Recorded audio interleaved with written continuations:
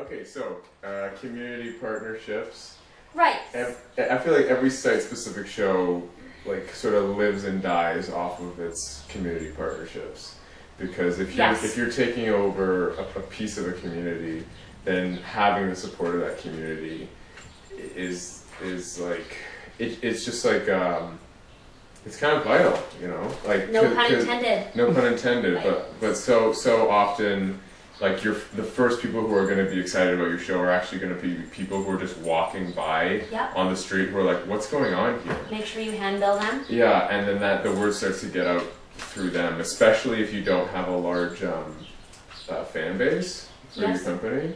People just word of mouth, like something's going on over there, becomes a wit up with people. And also thinking about if you're in a house or you're in a location that doesn't normally have theater, you're going to want to worry, sorry, I had something in my nose. You're going to think about like noise levels and like change rooms and like, so where do you change? Where do we, like, am I going to need to make an entrance? Am I going to need to go through like someone's backyard to come around and like enter through the gate back here to get in? Like, do we need to talk to our neighbors? Do we need to talk to stuff like that? Yeah, so I mean, so we can talk specifically. Yes. So we did a number of things for Vitals. Yeah, so for Vitals, one thing was we worked with Solarski Drugs, which is, you know, like a pharmacy down the street.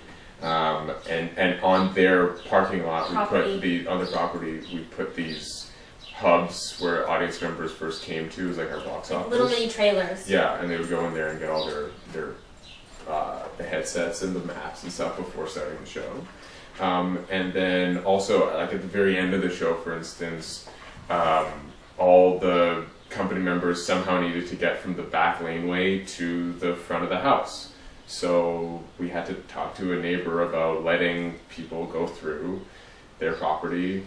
I think every single show. Sebastian went through the neighborhood and we put little and we flyered, but we also did we write a letter? Like we put like something about the show in every mailbox kind of on the street and in the hood to like let people know we were here. If there's noise, that's why. Come see it if you want. Did we offer free tickets? No, wait, we couldn't. It was only 40 seats we offered per show. We offered free tickets to special community partners. Yeah.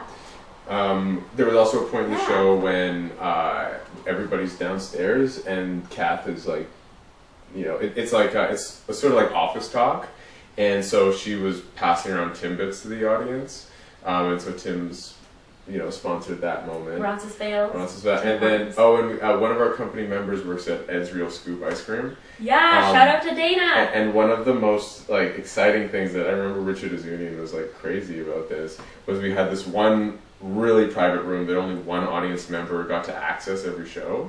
And we kept it really cold, and we put like this backdrop of like a wintry forest. And one of our cast members gave an ice cream cone to this person, and they just sat in the room and ate this ice cream cone. One person per show, and that ice cream, of course, was supplied by Ed. What else? Well, you know, on Mr. Burns. Yes, Mr. Yeah, like there are all these considerations that you have to have, like the change rooms. Like here was good because we could change within the house. This house was kind of John and Shella gave us the run of the house, but Mr. Burns was like a rundown movie theater with barely enough resources to support itself. So we had to, besides like partnering with businesses in the area, we were also looking at residential homes, and our change rooms ended up being two lovely gentlemen. They rented out the kind of bottom front half of their home to us. Yeah, they were doing some renovations on their house, and so they just let us like cordon it off and make it look like a change room. And I think that the thing to remember is think outside of the box and creatively when you're looking for these things. Like, is there someone in your cast like donations come in all forms. They come in houses. They come in ice cream cones. They come, not always in houses, that's pretty special, they come in Timbits, they come in, costumes, they come in, so think about your kind of inner circle and how can you creatively get what you need for the right price. Yeah, what's that great slogan that you like? What? Oh yeah, you're richer than you think. You're richer than you think. So at OTM, we consider it a priority to rehearse the show in the actual space that we're going to end up doing it in. And I think I can say we've been lucky to do that on almost every show. I know with Vitals, Mitchell and Catherine worked in a different rehearsal space for a while, but we had at Theatre Pastoral, but we had the space from the beginning. So Sebastian was here. We had a number of wonderful kind of volunteers and no, they weren't volunteers. But like they were no, they weren't volunteers. But they were the first responders. They were in the actual play. They were the first responders. And that's another sort of point about like the fact that it's a one person site specific immersive show. How do you create that experience? A one person show for 40 people. It's immersive, right. And the thing that came from that was, okay, let's have the main character, but then let's have all these sort of clones of her throughout the space that help the audience move throughout the space and give more context to her story, so that it's not all on this one actor who can't be everywhere at once. Because that is what we're always thinking of, like, what is the audience experience and how do we make this intimate and exciting with, and like, I don't know, we're looking at this room, we set one of our scenes in this room and everyone gathered, everyone was sat in like, what do you call those? A circle, it was like a spiral with a big fog machine going. Yes. Yeah. And it was all dark and painted, and this was the biggest space, right? So we're trying to think maximum 40 in this room, maximum 40 downstairs, and then everyone else could wander, and there wasn't a place for like larger groups to gather in any other rooms. These were our group scenes, and we're going all over the place here, but thinking about creating, like when you're looking at your budget and we can only sell, for example, 40 seats, 40 tickets a night, is tough. So you're also taking that into account. But there's something to be said, I think really important, rather than, and I've always believed this, Vitals, no bragging here, but was sold out for its entire run almost before the show had started. Added we added a couple. Added a midnight show. We had to add a lot. We added at least extended a week, but like then the buzz is high. Like don't forget 60 seats, forget 200 seats. Like make it small, make the audience feel special. Like. And then you create buzz, and then the next time you do a show, they go, we didn't get to see it last time, what's this one? Yeah. It's and you know what? It's maybe going to hurt your budget, but it will help in the long term. And it'll create a good experience for the people who are there. Yeah, I mean, it's sort of like an economics thing, if you think about it. It's like supply and demand, and like creating scarcity and rarity for what you do. And I think as site-specific theater creators, we actually have the up on a lot of people who use it traditional spaces. Yes. Because we can, if we want, create an experience for just one person. And the more like special an experience is to somebody, the more likely they are to come back because of that feeling that you gave them. Yes. You know? And a feeling. Yeah. I mean, like, I went to see, what's the one in New York? Sleep No More. Amazing show. I never felt like there were, like, hundreds of people there, which there were. But the way that the experiences, the way that they roll it out, it feels really intimate almost the entire time. And that, I think that creates a kind of a scarcity of, like, I'm so lucky to be here right now. Yeah. You know, this isn't just something that it's just anybody can have. It's that's something that could be happening even if I wasn't here. You feel you feel the audience feels necessary and important and needed. Yeah, that's a really good point. That's an exciting place to be as an audience member. That's a good point. Yeah. So performing in a public space requires collaborating with the City of Toronto, which we've done from the beginning. And the other thing is that we have a set and props and lighting. We don't use audio equipment, but we do use lighting because it gets dark by the end of the night. And so we actually have a storage unit, a storage pod that we rent every year and that we put down over there by the hockey arena. And that just kind of sits there for for the duration, and we have a lock on it, and everybody knows the combination, and we put all of our front of house stuff in there. We put all of our lighting, our costumes, our props. Everything goes into there at the end of the night. So that's another consideration when we're thinking about the design for the show.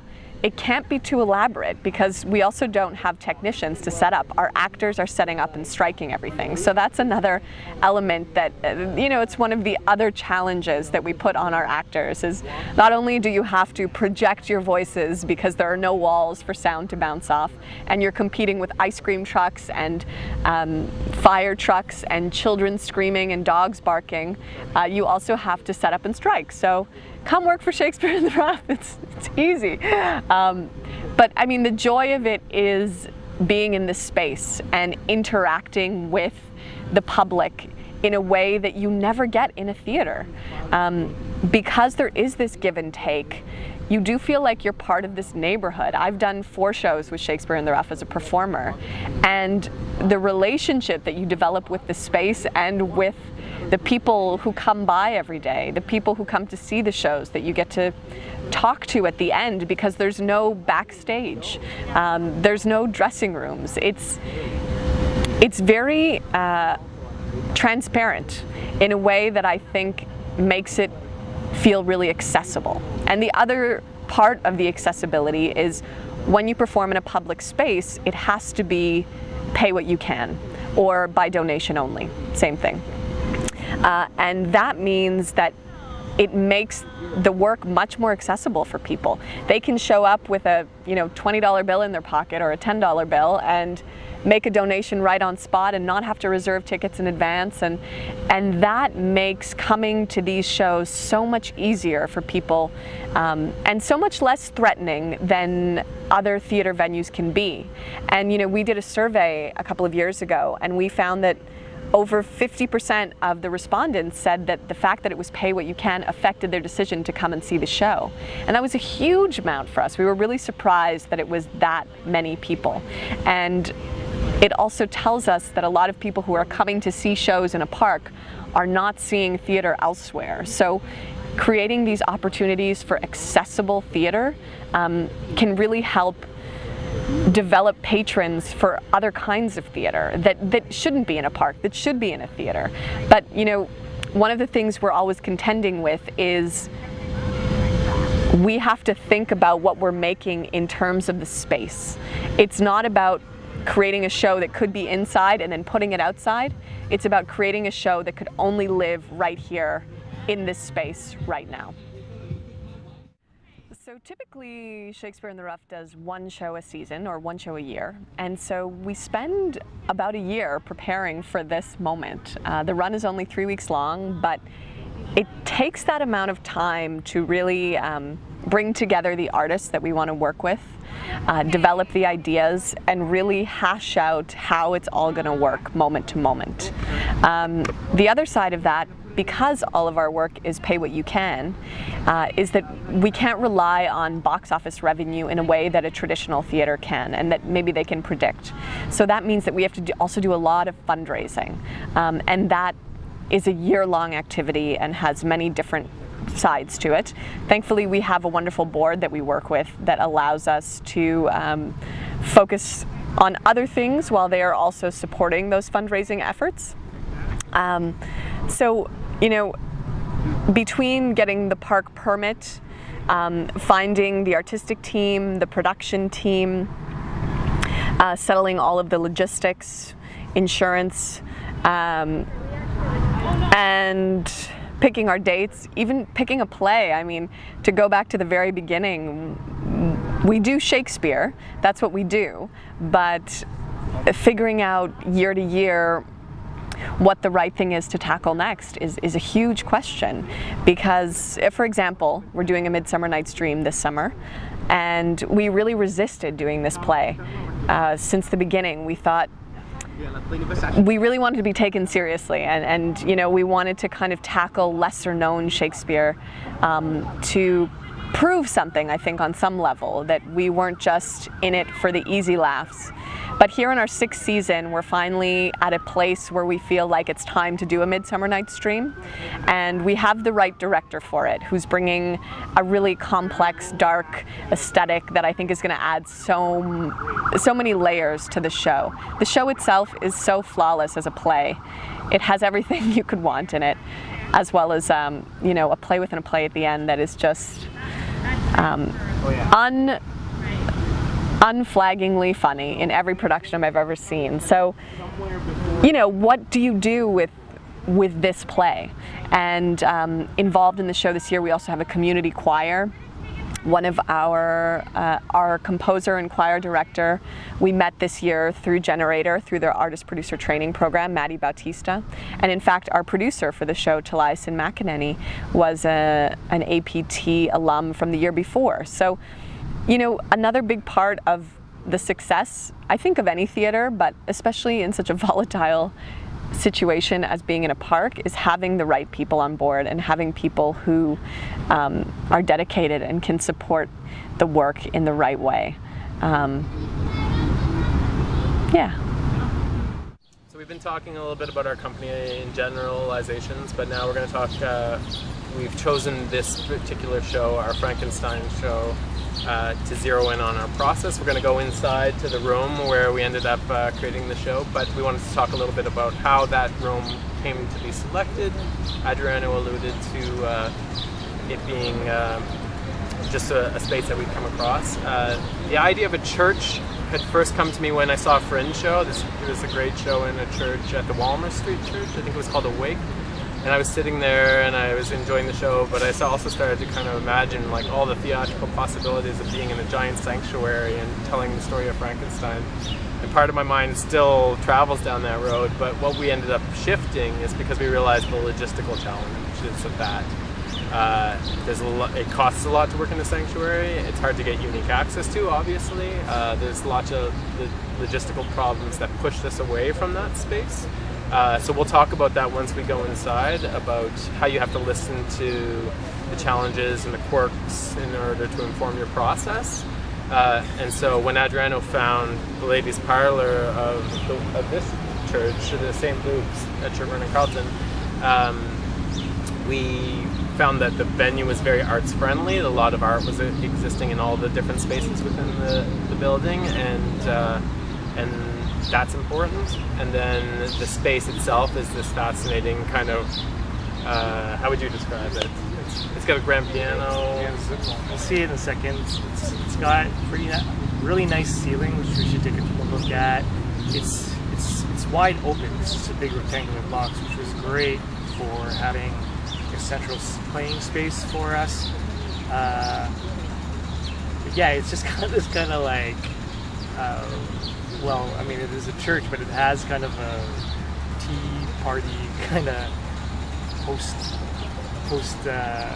mass kind of feel to it, where you have like tea and cookies. It is like, it's such a little dainty ladies' parlor, which I think served the show really well. Yeah, and we'll talk more about that once we're inside.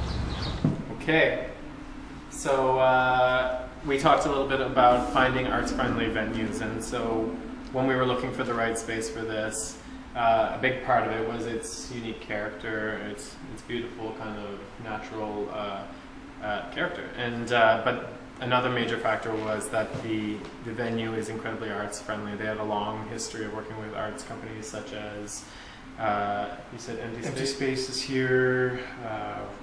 Fujian has been here for a while. Thanks, Katie. We learned that Arc is also here. Danny Grossman Dance, which I don't think is around anymore, but they used to be in this building. So that played a big part in that, you know, they know the language, they know, you know, what the types of things that happen. So it was easy to start a conversation with Joanne, who runs the church. Because a lot of times, you know, you're financially constrained, right? So it's not, as with most people that are involved in a theater production, it's not really about what the paycheck is. It's about their investment in that, and if they actually, you know, feel for it and they want to see the project succeed. So it had to be more than us just paying rehearsal money rental money for renting the space. We needed them to buy in on the project and what it would do for the community and how it's just a good thing for the city. And she was wonderful. She ended up going way out of her way, without us even knowing a lot of the time, to kind of be conscious of other noisy groups who would be working in the church, and moving them to a far corner of the church so there wasn't noise conflicts. She was just a real champion for us, and that's invaluable when you're working site specifically. So you're looking at the entrance from the street from Sherborne into the building attached to St. Luke's United Church. And the parlor we just saw was just over this way. So this is kind of just, I guess, the hallway before that. Lots of activity happens here on a normal basis, but this for us was the logical place to set up our front of house. So I guess a lot of times we often hold our audience out here right up until the show is starting, and that's an artistic decision that sometimes frustrates people because they want to get settled in, but we actually kind of do it so they don't get settled in. I think that's a big decision that you've made. Yeah, like settled, but with the great benefit and the great challenge of site specific is that you have to create your own box office experience. There's no set infrastructure, so you have to build it. And what that forces you is to be creative with it, and you should embrace that, make it part of the show, make it part of the journey, make it part of the audience experience. Audiences enjoy it if it's done well, or they get frustrated if it's not considered carefully. But you have to address it. Adriana mentioned Mariel Marshall, and she's ended up becoming kind of what I call our frame builder. Like, she is a great artist and she's a great big thinker, and with each of our shows she's been in like a key element in thinking artistically about that outside frame experience for the audience. So we literally hire her without knowing what she's going to be, her responsibility is often, and she just kind of creates some magic and creates an outside experience for the audience. So this ended up being our box office. Was here where people would drive with their tickets, but it was also our holding room where they would hang out before the show. It's not the most beautiful, inspired space on its own, although the staircase is very nice. The lighting is actually quite ugly, so we knocked out those lights and did candlelight. I know for sure we had lamps. We had lamps. It was very dim. We had some atmospheric music playing, kind of getting the mood started. And then from here, once everyone was gathered, we would count, make sure we had our numbers right, make sure we had the right amount of seats in the house, and then we would steer them in this way. One of the important things was, especially for like in new spaces, you as an actor or part of the team you've been in the space, let's just say for 4 weeks at this time rehearsing. But there's something about it can be very unnerving for an audience member to be here the first time. So, for example, getting lost, where's the washroom? Oh, it's so easy to get to, but they get there, but then maybe they don't know how to get back. And it just brings me back to the first time I was in this building. I was getting lost all the time.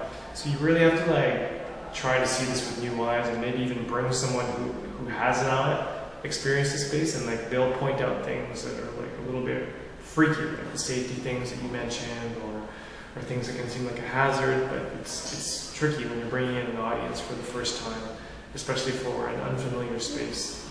That's all new to them. One of the great things with Mariel that we mentioned was just the transitioning between the outside world and going into this world, which has always been the big thing for us. And we actually have a character, a person who would guide the audience, someone that they could trust, because oftentimes the care of the audience was in the actors' hands.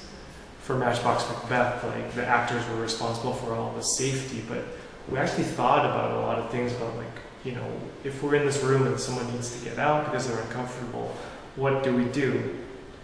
We never have to resort to that, but we did have a plan in place where if someone needs to go out, a certain actor would, take control of the situation, bring that person out of the shed, and then the show would resume. For a lot of us, for this time, it was Muriel. She was the person that the audience could trust. They could ask questions to. She was kind of like slightly in character. She was playful. But she was also a safety valve for us too, where it didn't suit the piece for our actors in Birth of Frankenstein to be interacting with the audience. So, really important piece was having a guide for the audience.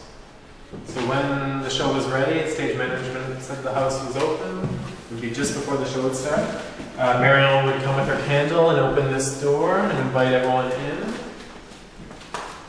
We had our weather music kind of playing in this back alley, further setting the mood.